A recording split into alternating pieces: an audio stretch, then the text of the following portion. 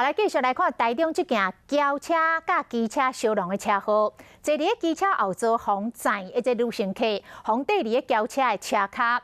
现场7个警消人员合力，甲轿车扛起来，甲这个女子救出来送病院，好哩加载无生命危险。乌托邦拄要起步尔，这台白色轿车为环冲出来，其中一个乌托邦当场被弄到对面的车道，轿车嘛冲去哩安全岛。一个乌托邦后座的小姐当场被缀伫轿车的车卡，未赴过单吊车，7个警消人员做将车扛起来，将人救出来。1、2、3，好了，过来！小姐，这边摸不痛。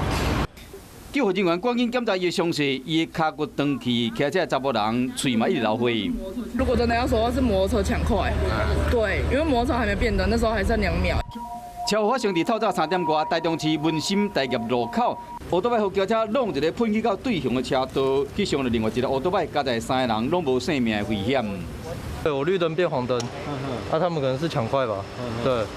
我来不及，我直接往右偏了。路口号志没有办法很确定双方到底是谁闯红灯，应该是初步噪音是一方有违反号志的情势。到底是乌托邦咧赶时间，还是轿车弄红灯？警方爱搁调查。